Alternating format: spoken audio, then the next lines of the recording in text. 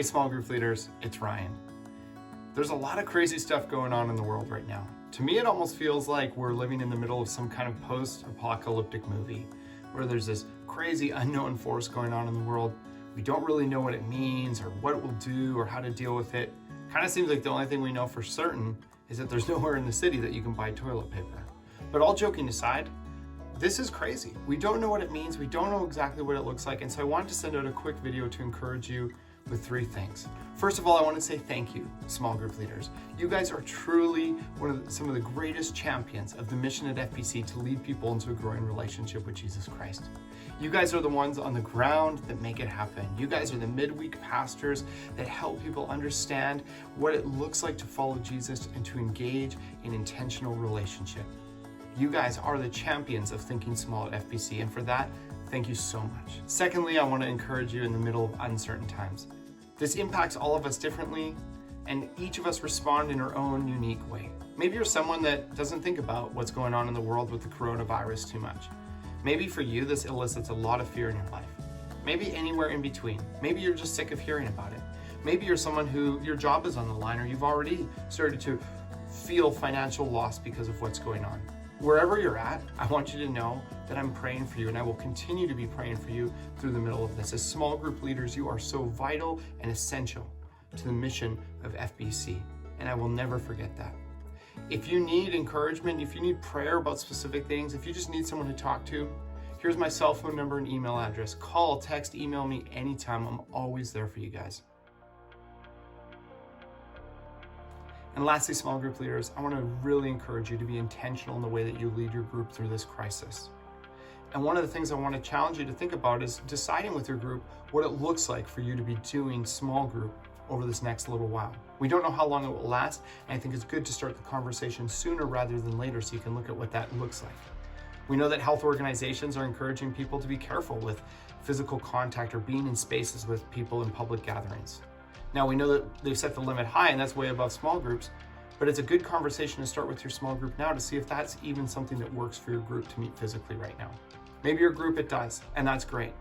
But even if there are 1 or 2 people in your group that might have some health concerns or aren't totally comfortable with that, I think it's a good time to be intentional and be creative with what you can do.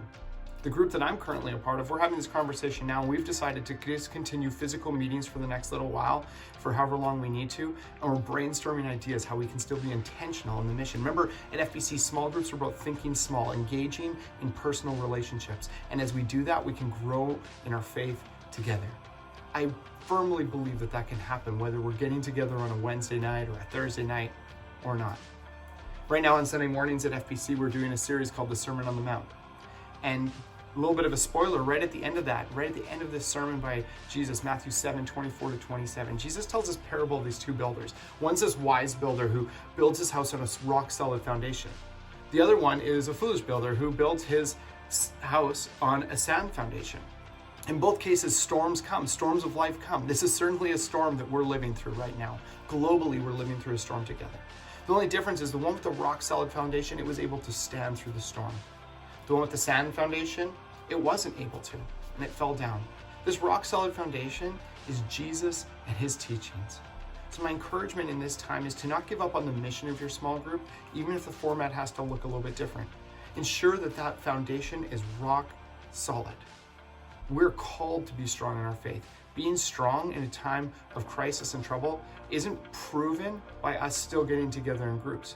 Us being strong means that our faith is maintained and our faith grows and our relationships live through this time of crisis. So I want to give you guys a few ideas that you can think about. The first idea is going digital.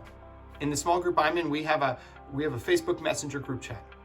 Maybe some people in your group don't have Facebook and they don't want to get it. Well, the good news is you can get a Messenger account without getting Facebook now. So use that, or Google Hangouts, or maybe you guys all have iMessage or some kind of format where you can participate in a group chat.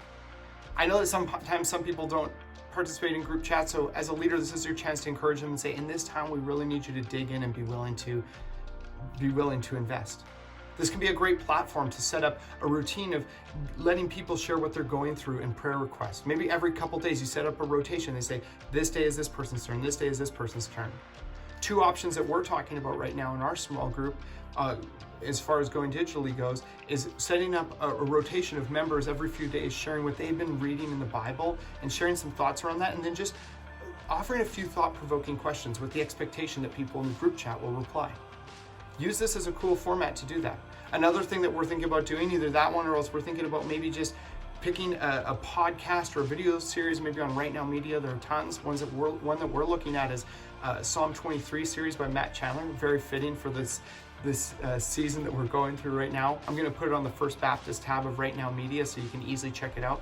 It's just 7 videos and they're short. They're 8 to 10 minutes each. And we're talking about maybe watching those individually and then just adding some thoughts in the group chat and asking each other some questions. And from there, engaging in some discussion even though we're not in the same space physically. Maybe not everyone in your group is that tech savvy and maybe then it's hard to go that digital. So there's some other options that you could think about. What if you put together pairs in your group and you said, hey, Ryan and Doug, you guys are partners.